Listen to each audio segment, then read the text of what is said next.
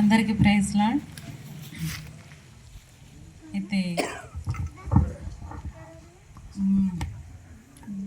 ఆడపిల్లల లైఫ్ ఏంటంటే పెళ్ళి కాకముందు ఒక లైఫ్, పెళ్ళి అయిన తర్వాత ఇంకొక లైఫ్. ఇది ఆడపిల్లల్లో జరిగే లైఫ్ కాబట్టి ముందు నేను కూడా చిన్ననాటి నుండే మా ఫ్యామిలీ రక్షింపబడింది. మేము హెబ్రోన్ సహవాసానికి వెళ్ళే వాళ్ళము. దేవుని కొరకు అంతా ఎరిగినప్పటికీ కానీ దేవుని సేవ చేయడం అంటే చాలా భయం. ఈయనకు సేవ చేయడం అంటే ఇష్టం, నాకు సేవ చేయడం అంటే భయం. ఇష్టమే, కాకపోతే కానీ దేవుని సేవలో ఎన్నో ప్రెజర్లు ఉంటాయి కాబట్టి. ఎందుకంటే మా బావుండు సేవకుడే, మామ కూడా పరిచర్య చేస్తూ ఉంటాడు. అలాంటి ఎన్నో ప్రెజర్లు ఉంటాయి సేవలు కాబట్టి నేను సేవ అంటే భయపడేదాన్ని. కానీ అనుకోకుండా దేవుడు కూడా నాకు సేవ చేసే భర్తని దేవుడు అనుగ్రహించాను. అంతేకాదు నేను కూడా చిన్ననాడే బాక్సులు తీసుకున్నా, దేవుని కొరకు నిలబడ్డా, దేవుడే కావాలనుకున్నా. అయినా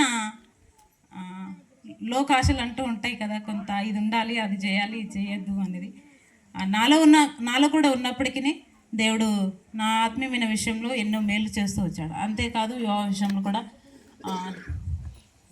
నిజం చెప్పాలంటే మంచి భర్తను నాకు అనుగ్రహించాడు. ఎందుకంటే దేవుణ్ణి ఇంత మంచి భర్తను నాకు ఇచ్చిందంటే దేవుని కృపనే. ఎందుకంటే సేవ భారం, ఆత్మీయత కలిగి ఈ లోకంలో ఎంతోమంది ఉన్నారు, శారీరకంగా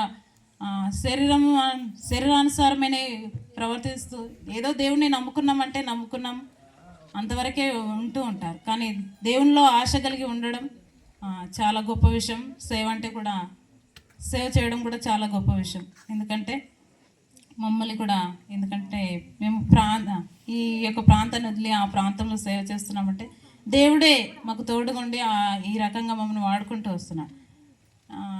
నాకు కూడా మా అమ్మవారి ఇంటి నుండి వీడికి వచ్చిన తర్వాత కొద్దిగా అంటే 2 సంవత్సరాలు కూడా ఉన్నా.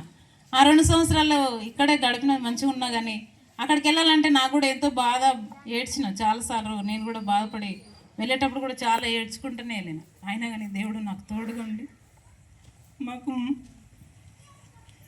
అన్ని రకాలుగా సాయం చేస్తూ తోడుగా ఉన్నాడు. నా విషయంలో, పిల్లల విషయంలో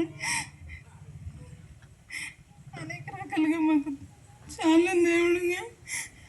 మనుషులు దూరమైన, ఎవరు అందరూ దూరం ఉన్నాను, దేవుడు మాత్రం మాకు సమీపంగా ఉండి